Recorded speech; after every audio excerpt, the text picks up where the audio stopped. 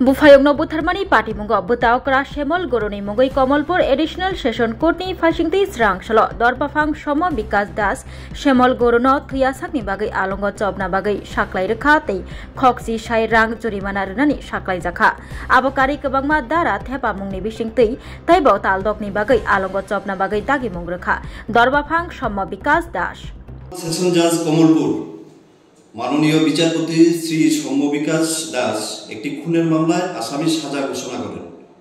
ঘটনাটি ছিল গত 17/3/2024 রাত্রিবেলা অনুমান 8:30টার দিকে সালামা থানার অন্তর্গত গোরপাড়া নিজ বাড়িতে রাতের খাবার শেষে উত্তম গৌর নামে এক ব্যক্তি ঘরের বাইরে উঠানে আসে এবং উঠানে আসার কিছুক্ষণের মধ্যেই উত্তম গৌরের চিৎকার শুনতে পেয়ে ওনার ওয়াইফ এবং ছেলে ঘরের বাইরে এসে দেখে যে উত্তম গৌরের বড় ভাই আসামি শ্যামল গৌর তার ছোট ভাই উত্তম গৌরকে মাটিতে ফেলে গরুর খুঁটি দিয়ে গলায় আঘাত করছে এবং রক্তাক্ত জখম করে পালিয়ে যায়।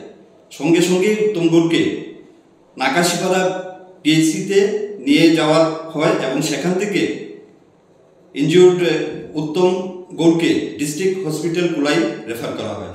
সেখানে চিকিৎসারত অবস্থায় অর্থাৎ সেই দিন রাত্রিবেলা অনুমান 1:30 থেকে 2টোর মধ্যে উত্তম গৌর মারা যায়।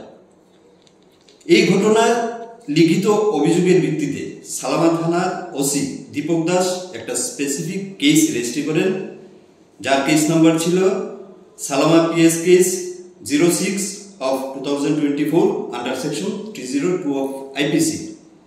এই মামলার তদন্তকারী অফিসার ছিলেন এসআই শ্যামল জমাতিয়া। উনি তদন্ত শেষে আদালতে চার্জশিট সাবমিট করেন আসামি শ্যামল গৌরকে অভিযুক্ত করে। এই মামলাতে সরকার পক্ষে টোটাল 9 জনের সাক্ষ্যবাক্য এবং দীর্ঘ শুনানি শেষে মাননীয় আদালত গত 11/8/2025 আসামি শ্যামল গৌরের বিরুদ্ধে আনিত অভিযোগের সত্যতা প্রমাণ পায় এবং তাকে অভিযুক্ত হিসাবে সাব্যস্ত করে। আজকে সেই রায় ঘোষণাকালে আসামি শ্যামল গৌরকে যাবজ্জীবন সশ্রম কারাদণ্ডে দণ্ডিত করেন, সঙ্গে 10,000 টাকা আর্থিক জরিমানা এবং অনাদায়ে আরও 6 মাসের জেলের আদেশ দেন।